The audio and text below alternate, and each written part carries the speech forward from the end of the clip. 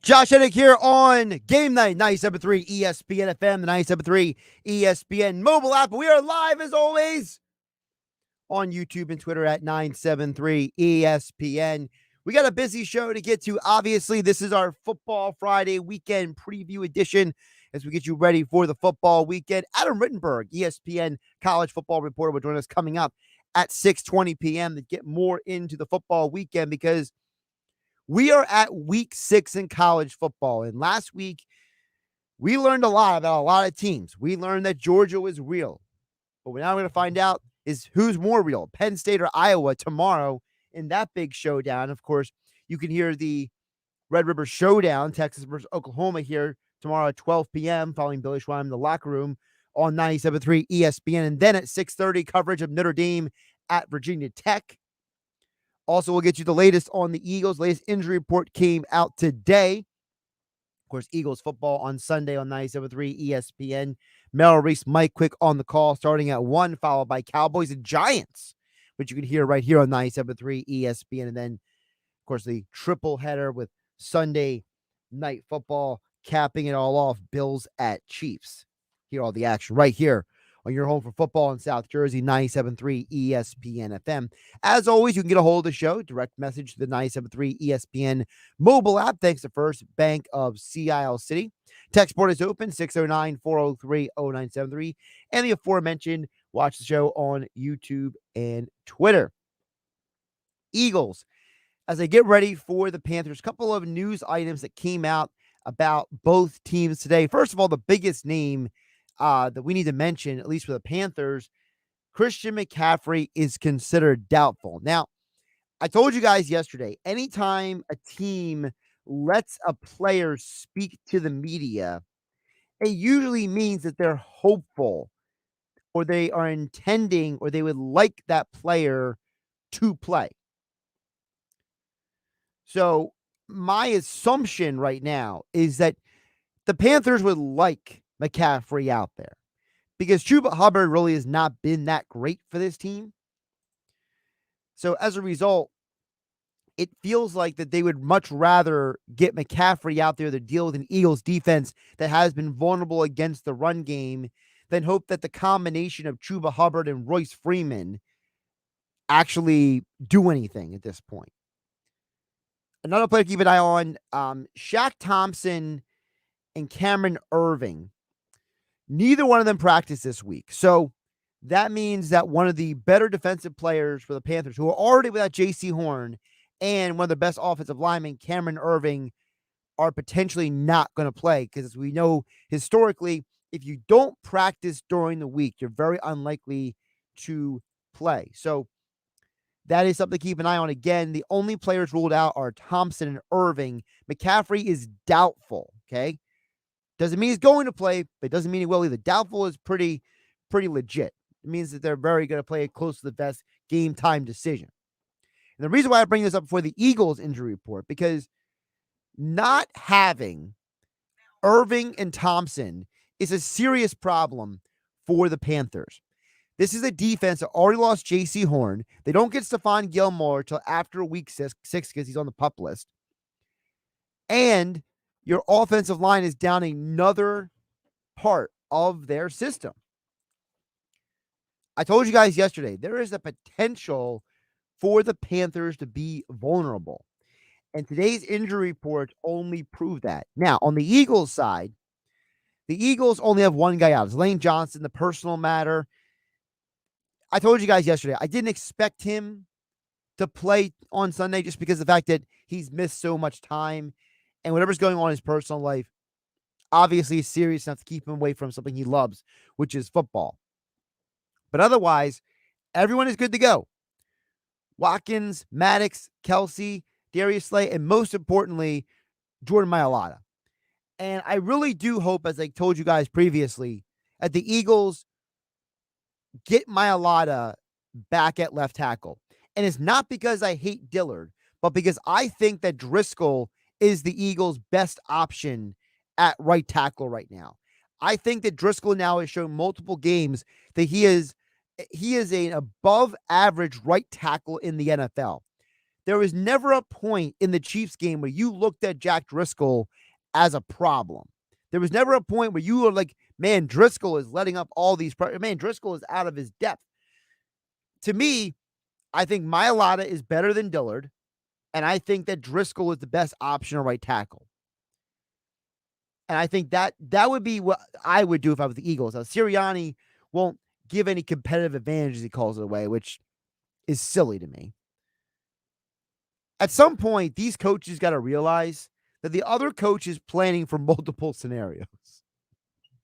I don't understand why not telling the media who's starting on your offensive line on Friday is giving that much more of an advantage or disadvantage to the opponent. It's like this whole situation with the 49ers, right? Jimmy Garoppolo, he has not been practicing this week. Okay, we've all heard about that, and it's trending as toward Trey Lance is going to start. So why don't the 49ers just come out and say Trey Lance is starting? Well, they did 7 minutes ago. But wait a minute, what happened to competitive advantage? What happened to This is the problem. Doug Peterson, Nick Sirianni, they overthink the room. Kyle Shanahan is one of the smartest coaches in the NFL, right? He decided to announce that Jimmy Garoppolo has been ruled out and that Trey Lance will make his first NFL start. You saw this week that Matt Nagy finally either got reprimanded or woke up and decided, yeah, Justin Fields should be the starter. So what does Sirianni think that he's competitive advantaging by not telling everyone who the offensive lineman is? Is Kyle Shanahan giving up a competitive advantage by announcing that Jimmy Garoppolo is out and that Trey Lance is starting? I don't understand these things. I don't understand why coaches do this. It just feels like a crazy shell game. But either way, that's at least what I would do if I was the Eagles. With no Lane Johnson, I would like to see Mailata back at left tackle. Dillard is more than capable of being a backup. It's not that Dillard's bad. I just think that Mailata is better. And I like to see Jack Driscoll, who has done a great job back at right tackle. And I think that gives the Eagles probably the best offensive line situation. Also, I don't think it's 100% fair to throw Mailata at right tackle after he's been practicing months at left tackle. Just because you can play another position doesn't mean you should. Look what's going on, for example. You're going to hear the Dodgers versus Giants tonight on 97.3 ESPN. And one of the things they've talked about on the television and radio broadcasts when the Dodgers have been on in recent weeks is the fact that Trey Turner, when he was acquired by the Dodgers, they changed his position. And he has had trouble adjusting between shortstop and second. So it's like, okay, just because you can play a position doesn't mean that's the best idea for you. So to me, just because Mailata can play right tackle, like Trey Turner, doesn't mean he should play that position. Now, listen, I'm not in the coaches' meetings. I'm not Jeff Stoutland. I don't know what's being conversed. I'm just telling you from my eyes, watching the tape, watching the games, that's what my eyes tell me. And that's why, for me, the game comes down to two things for the Eagles. Number one, first and foremost, above anything else, has to be this team's got to stop the penalties. You lost 3 touchdowns last week due to penalties.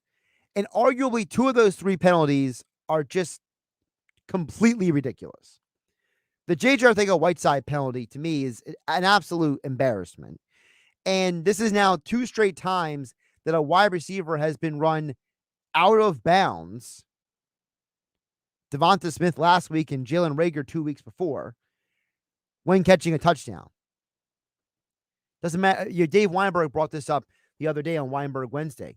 You learn from a young age that rule. That's a universal football rule. That's not an NFL rule like the 2 feet down the catch situation. No, that's a universal rule. So to me, this team has got to get their head out of the sand. To me, that's the number one key. Sirianni can yell at Gannon or talk sternly or whatever it is, all he wants. But to me, if you get rid of the penalties, the defense's problems become a little less glaring. Now, on the defensive front, that is my second key. I explained to you guys earlier in the week. You go back and rewatch the Eagles' defense. You find out they're playing a passive zone. They're playing a zone defense that is not aggressive, that is not keeping guys away from their routes. They're just kind of waiting for plays to happen and then reacting. They got to stop doing that because when they only allowed 23 points to the Falcons and the 49ers, a 49ers team with Jimmy Garoppolo, a quarterback, by the way, they were doing so because they stayed aggressive. They stayed up in guys' faces. They didn't give guys space to roam and move. They limited what the 49ers and the Falcons wanted to do.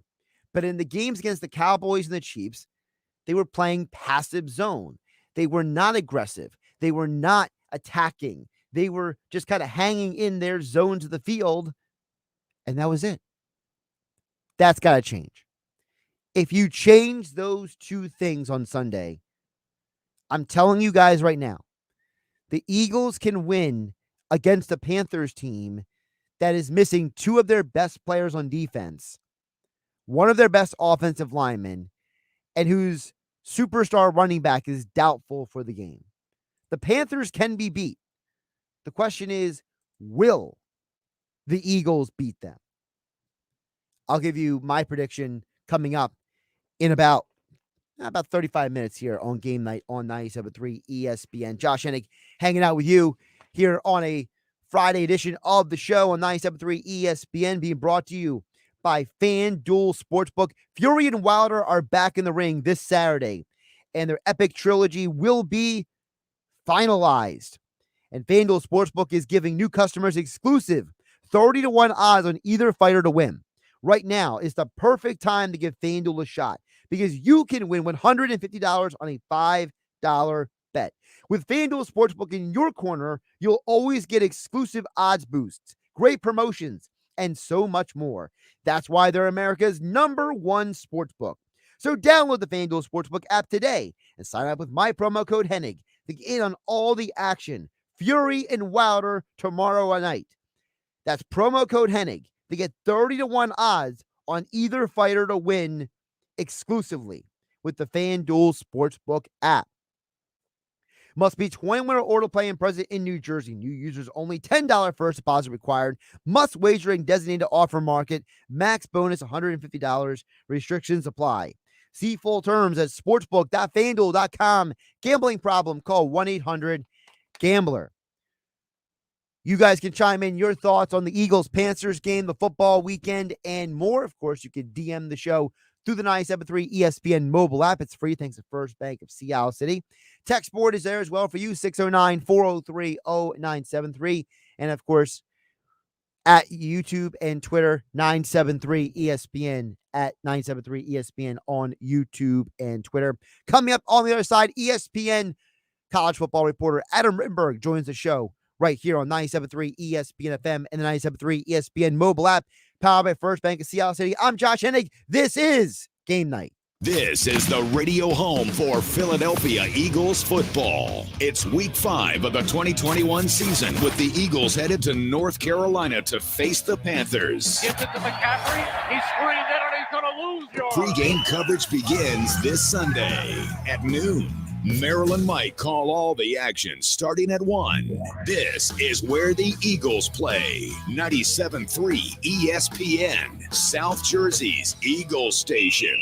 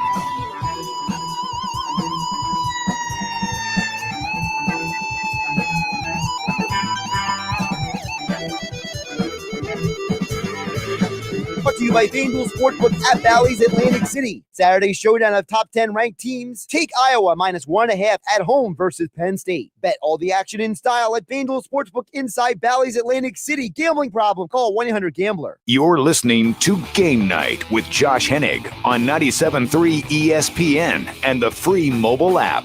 Josh Hennig here on Game Night, hanging out with you, getting you ready for the football weekend here on 97.3 ESPN FM. Don't forget, we are live on YouTube and Twitter at 973 ESPN. Keep the messages coming in. We'll get to your messages a little bit later in the hour. Eagles, Panthers this weekend, college football on tap and more. You get the more into the college football. Right now, we are joined on the phone line by Adam Rittenberg, senior writer and college football reporter for ESPN, at ESPN Rittenberg on Twitter. Adam, how you doing today? Doing great. How are you? Doing pretty good. And, you know, it's been a wild college football season. And, you know, one of the things that stands out to me after last weekend is, you know, I want to know kind of a bigger picture. Are you surprised that some of the teams that, you know, a lot of us thought would be better at home, you know, your Wisconsins, your LSUs, your UCLAs, these teams really laid eggs last weekend. In the past, home field advantage has been a big part of college football, and it seems like it's not been that same type of juice this year. Yeah, it's been a weird year on a number of levels. I don't think there's been necessarily – we've had some great crowds, and obviously LSU's crowd is always great. But, Ohio State's had some attendance issues. I don't know if we necessarily have had, that incredible home field advantage throughout the sport that we're all used to. UCLA had a great crowd against LSU, but, it was a lot of LSU fans and maybe a little bit less so for their loss to Arizona State last week. And so I think a lot of things have kind of evened out with the number of veteran players in the sport, just how much you played last year and how much that benefited you as a program, as a coaching staff. So it's just an unusual year on, again, the number of levels that, is going to produce, I think, a little bit more surprise. We've obviously had a lot of ranked teams lose games, a record number through the first 5 weeks. And certainly that's going to continue most likely this weekend. And one of the games this weekend is obviously a huge one in the Big Ten between Iowa and Penn State. But Adam, there's some speculation out there that, is there a real possibility that we could not just see two teams out of the SEC in the college football playoff, but maybe even two Big Ten teams getting in there? Yeah, it's certainly possible. I think obviously one team, the team that wins the Big Ten, as long as they have one loss or zero losses, is going to have a really good chance to get into the college football playoff. The interesting thing about this matchup, which I'll be covering tomorrow, is Iowa doesn't have a whole lot left as far as ranked teams after Penn State, whereas Penn State is in the more competitive division, and they have quite a few ranked opponents because the league is so good at the top. They have Ohio State on the road. They have Michigan at home. They have Michigan State to round out the regular season. And so, they still have quite a lot of resume boosting opportunities. It's why I don't think necessarily the loser of tomorrow's game is out of it. They're just going to have to play their way in. And I do think it's a little more important for Iowa just because they're at home and they don't have the benefit of that remaining schedule to really bolster their playoff resume. But, I think with the possibilities in the East Division, Michigan's still undefeated, Michigan State, Ohio State, just with the one loss out of conference, there's a lot of combinations that you could get to the Big Ten championship game as long as one team is undefeated and say, there's a chance both of these teams can get in. I mean, now most of those scenarios involve Iowa going undefeated because I think it's going to be harder for the Hawkeyes if they're not a Big Ten champion to get in as an at-large if they, unless they just lose that game in Indianapolis. So I think for Iowa to get in as an at-large, they have to win out to whoever in the Big Ten championship. Is it getting to the point, because you mentioned the upcoming remaining schedule for both of these teams, how Iowa, because they're in the West and Penn State, they're in the East, that their road to the Big Ten championship is very different. But also is it a reflection of their resume beforehand? Because, for Penn State, Auburn winning last week is a huge resume builder for them. Whereas Iowa State, they kind of just been putting away, barely getting by since the Iowa loss. Right. Yeah. I think we're going to find out a lot more this weekend, but I think the Penn State win over Auburn is certainly looking a little bit better than it was at the time. We didn't know what to make of Auburn, and then they were very fortunate to beat Georgia State the week after, I believe, and then they come back and kind of pull off this upset, not completely out of nowhere, but they hadn't won at LSU in a really long time, and they didn't go into that game, with people feeling very confident about Bo Nix and their offense. Bo Nix had been benched, and he comes out and plays unbelievably well in that second half. And so, yeah, Penn State has that one on their resume, and the Iowa State win, at least so far, is not helping Iowa. The other win that's really not helping Iowa is Indiana. It's the same thing that Cincinnati's sort of dealing with, is that they're not getting much credit. I guess Penn State doesn't get much credit either for beating Indiana, but Iowa State, has still a lot of season left, and that could still look like a good win for the Hawkeyes when all is said and done. Adam Rittenberg joining us here on Game Night on 97.3 ESPN, at ESPN Rittenberg on Twitter, senior writer covering college football for ESPN and ESPN Plus. Adam, tomorrow we're going to be airing here on 97.3 ESPN another edition of the Red River Showdown, obviously Texas versus Oklahoma.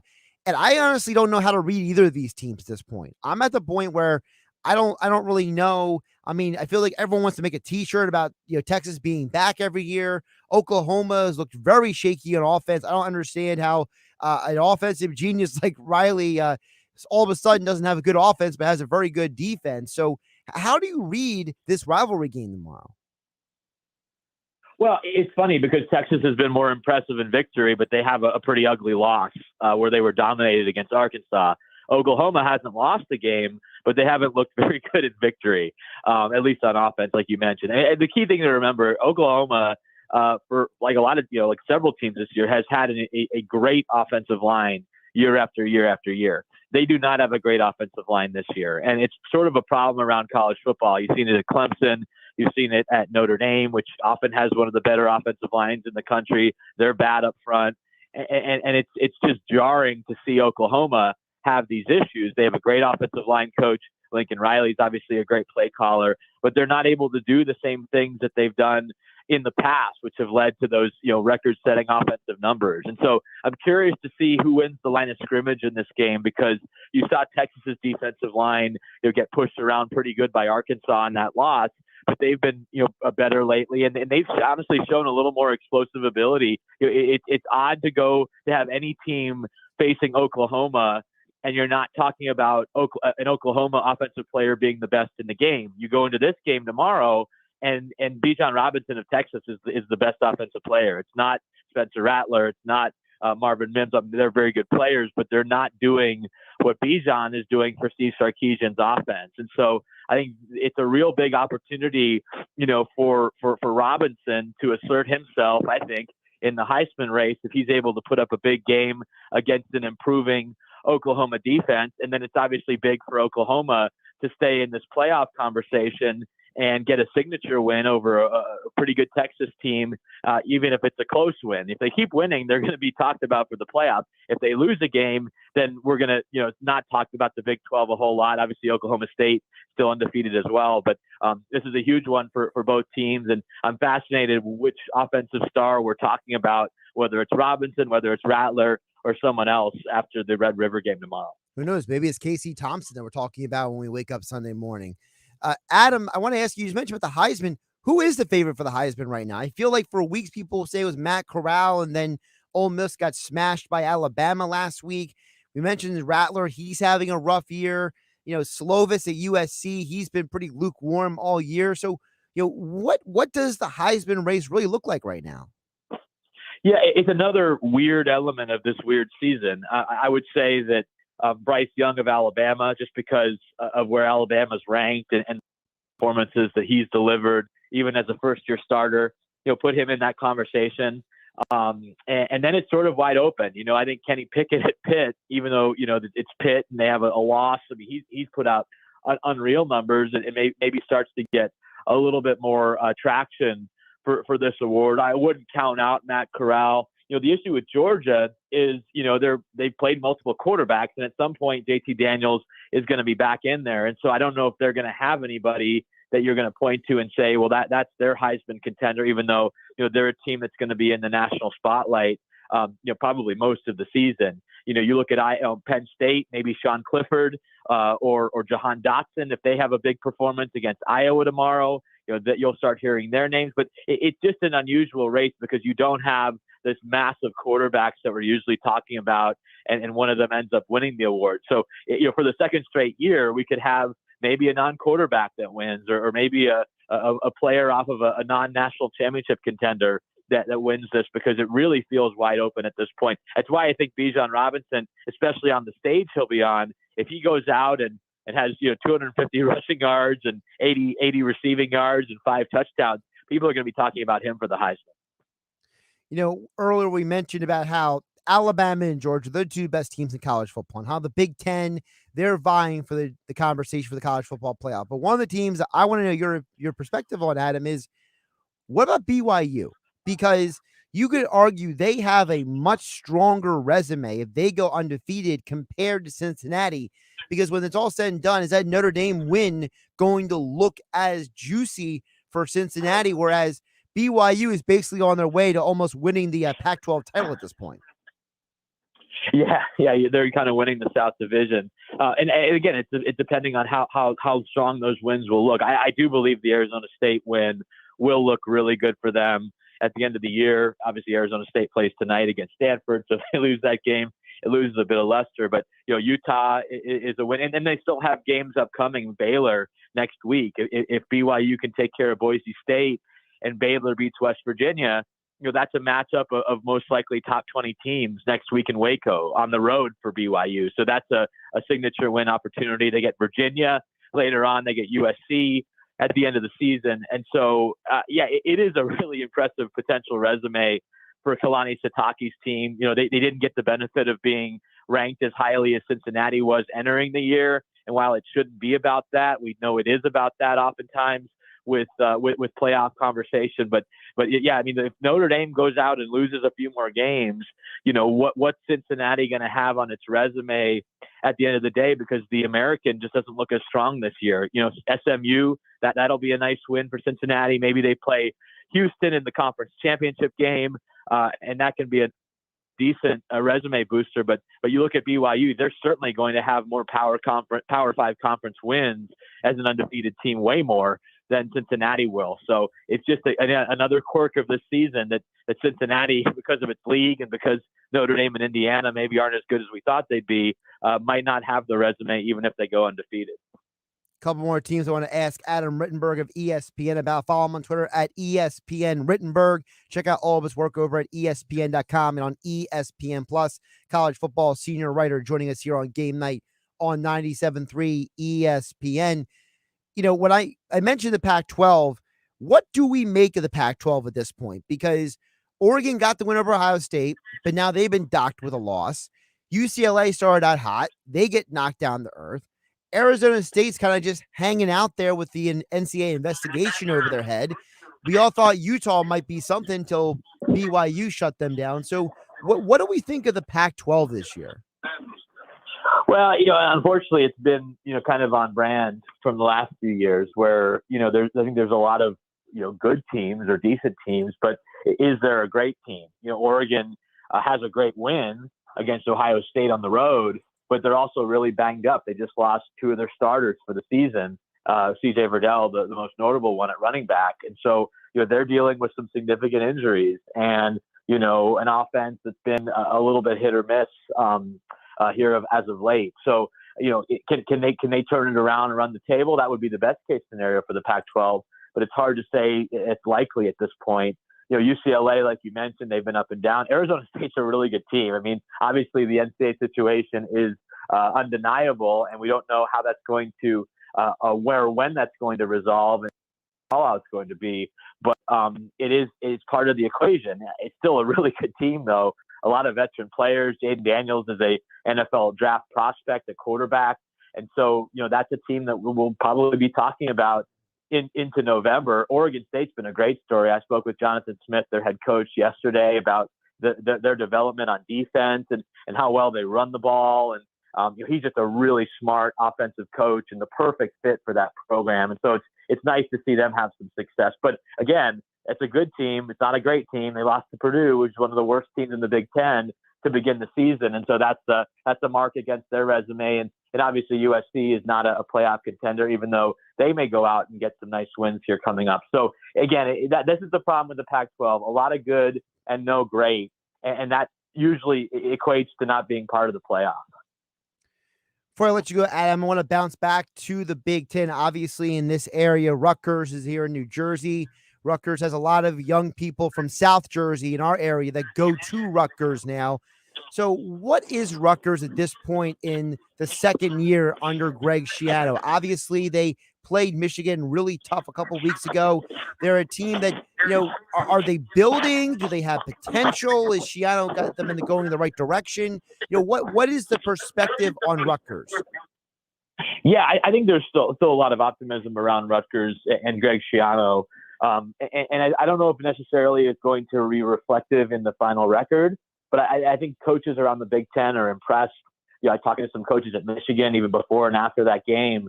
they were really they see the improvement from this Rutgers team, because so much of the last few years have been these really lopsided games in a division with a lot of historic powers, and Rutgers has just had a hard time competing. They're competing now on a pretty regular basis. We'll see how they do with Michigan State this week. Maybe they knock off the Spartans and hand them their first loss, but it wouldn't surprise me, because I think Rutgers is getting closer and closer. It's just a tough division, right? Like, if Michigan and Michigan State and Ohio State and Penn State are clicking, it's going to be hard to beat those teams, because rarely will Rutgers have more talent. Now Rutgers is recruiting really well. I think they're going to have more playmakers, especially on offense, in the near future to better compete with those teams. But right now, from a talent level, they're probably at or near the bottom of the East Division. So that's where the coaching comes in, and Greg's knowledge, and I think that certainly gives Rutgers an advantage. But they're like a lot of teams in the Big Ten. They're just not going to walk on the field and be 10 points, 14 points better than the opponent. They're going to have to execute and coach really well and win those handful of plays that typically decide games. But I think they're getting closer to that. Give him a follow on Twitter at ESPN Rittenberg for your college football coverage over at ESPN.com and ESPN Plus. He is our senior writer covering college football. He joined us here on Game Night on 97.3 ESPN. Adam, appreciate the time and enjoy the busy weekend. All right. Thanks for having me on. Josh Hennig here on Game Night on 97.3 ESPN FM and the 97.3 ESPN mobile app, powered by First Bank of Seattle City. Of course, as we mentioned, tomorrow you can hear right here on 97.3 ESPN the Red River Showdown between Texas and Oklahoma, one of the biggest rivalries in all of college football. Tomorrow at 12 p.m. following Billy Schweim in the locker room here on 97.3 ESPN. And then at night, Notre Dame versus Virginia Tech. Coverage begins at 6:30 right here on your home for football in South Jersey, 97.3 ESPN FM. Tonight on 97.3, we got baseball playoffs. Rays versus Red Sox at the top of the hour will be first pitch. And then following that will be Giants and Dodgers in progress. Doubleheader of playoff baseball action for you guys right here on 97.3 ESPN FM. Coming up on the other side, I'll give you my pick for the Eagles game. Some games to keep an eye on with FanDuel Sportsbook this weekend in college football and the NFL. And also, we'll get to you guys' messages. Keep them coming in. DM the 97.3 ESPN mobile app. It's free thanks to First Bank of Seattle City. You can chime in on the text board, 609-403-0973. And, of course, we are live on YouTube and Twitter at 973 ESPN. So guys like Fred and others who've already messaged in, we will get to all your messages and more coming up on the other side. I'm Josh Hennig. This is Game Night. Today, it's Game 2 of the American League Division Series on ESPN Radio. The Rays storm into the postseason with a Game 1 win at home. Can they make it 2 straight? Or will the Red Sox bounce back to earn the split on the road? 3-2 on the way. And a swing and a drive. Deep left field, and he has hit it out. Game 2 of the Rays and Red Sox. Listen to the MLB playoffs tonight on 97.3 ESPN. Coverage begins at 7 p.m. This week's featured bet is brought to you by FanDuel Sportsbook at Bally's Atlantic City. Saturday's showdown of top 10 ranked teams. Take Iowa -1.5 at home versus Penn State. Bet all the action in style at FanDuel Sportsbook inside Bally's Atlantic City. Gambling problem? Call 1-800-GAMBLER.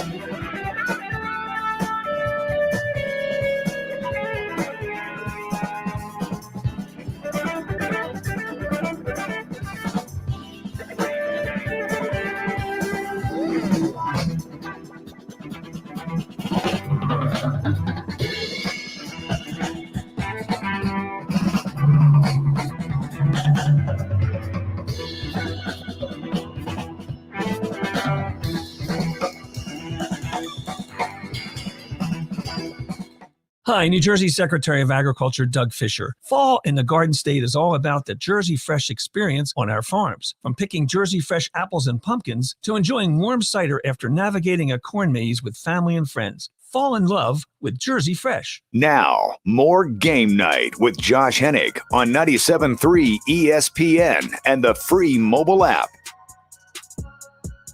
Josh Hennig back here. Game Night, 97.3 ESPN FM, the 97.3 ESPN mobile app powered by First Bank of Seattle City with all your messages in just a bit, as well as my picks and thoughts and previews for the football weekend. No Sports Bash Saturday tomorrow, but you still have Billy Schweim in the locker room leading you up to Red River Shootout, Texas versus Oklahoma at 12 p.m. right here on 97.3 ESPN FM. And then at night, Notre Dame versus Virginia Tech. And, of course, Sunday, Eagles football coverage begins at 12 o'clock following Billy Schweim in the locker room. Mel Reese, Mike Quick on the call. Eagles at Panthers, followed by Cowboys and Giants. And then Sunday night football. Yes, it is the Chiefs. It is the Bills. One of the best games of the football weekend. Let's see what you guys have to say as we've been checking in with you guys throughout the show. Of course, who do you think? What do you think about the Eagles? Think about the football weekend? Whatever's on your mind. We'd love to hear from you guys as well out there. Text board is open, 609-403-0973. We are also live on the 973 ESPN mobile app where you can DM the show. And, of course, we are live on YouTube and Twitter. Fred chimes in over on the stream and says, the Eagles' offensive penalties might have cost them the team more than anything Gannon could be blamed for last week. It's, Fred, it's a catch-22. Because as I wrote about at 973 ESPN.com this week, when you look at the Eagles, you have to wonder, okay, we know that the team can score. They're obviously much better offensively than last year. But there's no real explanation for why you go from allowing 23 points in 2 games to 83 points in the next 2 games, unless you got away from what you've done. I don't think the Eagles defense is as bad as some people are painting it out to be. I think this idea that they're not blitzing enough and all these things that people keep bringing up that I see online or I hear about, it's not that they can't blitz. It's I think Gannon realizes he doesn't have the personnel to do it. And that's why the only time they really ever blitz is when a guy like Jannard Avery or Patrick Johnson is on the field. It's because of the fact that those guys are genuine blitz Creed kind of players. They don't really have another role. So to me, I think that the Eagles, they can get away with not blitzing because they did it last year with Jim Schwartz, but you got to stop asking Fletcher Cox to be a block absorber and let him be unleashed. Let him go after the quarterback. You're asking your defensive line to absorb blocks to let your running backs your linebackers to make plays. I don't know if this is the type of team to do that. Gannon says he doesn't have a defensive scheme. He tries to do it based on the players. Well, that's where Gannon needs to do a better job. He's got to let the players do what they do best. But Fred's right. The penalties is what killed this team more than anything. You had a chance for 3 different opportunities to score on offense. And if it wasn't for 3 penalties, you would have scored. And to me, the J-Jaw penalty is the worst of all 3. I mean, J.J. Whiteside has got to be one of the dumbest players on the Eagles to do that play. It's one thing to set a pick. It's another thing to just start blocking a guy with a stiff arm before Zach Ertz even catches it. Just so bad. All right, keep the messages coming in. Of course, we will get on them if you want to chime in before the end of the show. 609-403-0973 is the text board. You also can chime in as you watch the show or listen on the 97.3 ESPN mobile app. It's free thanks to First Bank of Seattle City. All right, I told you guys to give you my pick for the Eagles game. I wasn't leaning this way until yesterday, to be honest with you guys. All week, I was leaning one way. And then last night and today, I started making a turnaround in my thinking. And the reason why I started having the turnaround is because I think the loss of Shaq Thompson and Cameron Irving, combined with no J.C. Horn, and the fact that they traded Dan Arnold, who was one of the top targets for Darnold this year, all of those things together to me, I think are the reasons why I'm going Eagles. I am. And I wasn't planning on it. I wasn't thinking about it all week. But to me, I think the Eagles can win this game. This might be the last game they win for a few weeks, but I think they can win this game. I think that the Panthers are injured. You look at the odds makers. There's not a difference between the Eagles and the Panthers on the spread. The Eagles are only a plus 142 underdog. It's not a huge number. So even the odds makers are telling you they don't think this is a big separation between the Eagles and Panthers. If the Eagles don't commit all those penalties, they might have had a much closer game with the Chiefs on Sunday. If it wasn't for penalties, they could have beaten the 49ers. If their defense plays better, if Gannon and Sirianni call a good game, and you get rid of the penalties, I think the Eagles can take advantage of a Panthers team without 2 of their best defenders and without one of their best offensive linemen. And if you got to ask me, do I take the Eagles D-line versus the Panthers offensive line? I take the Eagles D-line every day of the week. So I'm going to rock with the Eagles 27-24. I think a field goal wins at the end. I think Jake Elliott's foot wins the game.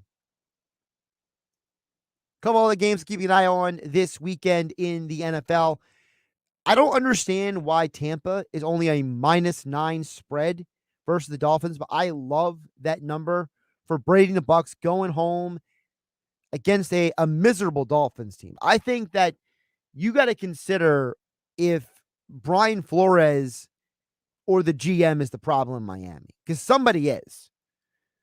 That Dolphins team was supposed to be a contender for the last 2 years, and now they look just atrocious. I mean, they weren't great with Tua. They look even worse with Jacoby Brissett out there. Another NFL game I am definitely going to keep an eye on this weekend. Patriots -8 on the road at the Texans. I think Bill Belichick takes out on the Texans and their miserable roster, losing to Tom Brady last week. Belichick might not say it, but I'm telling you, he feels it. You guys heard my pick of the weekend. I like Iowa at home versus Penn State. I just think Iowa is the better team defensively compared to Penn State, and I think that Iowa home field advantage, the Big Ten coaches said that is the scariest home field advantage in the Big Ten. I think that's a factor in tomorrow's game. I also like BYU to cover the 5.5 versus Boise State. Boise State's 2-3. They're not that good. BYU may go undefeated this year. I'm Josh Hennig. This is Game Night. Follow me on Twitter at Josh Hennig. Catch you on Monday. Saturday morning in the locker room with Billy Schwein. Jalen Hurts and his offense are playing well. Can they keep it up against the Carolina Panthers? Will the defense be able to stop anyone? Scott McKay and I will offer our opinions. The sportsbook consigliere Dave Sharapan checks in from Vegas with his six-pack of picks. And we'll talk with former Eagles quarterback Coy Detmer about playing QB in the NFL. Major League Baseball playoffs, Sixers, Flyers, talking more. It's the locker room with Billy Schwein from 10 a.m. to noon on 97.3 ESPN and the mobile app.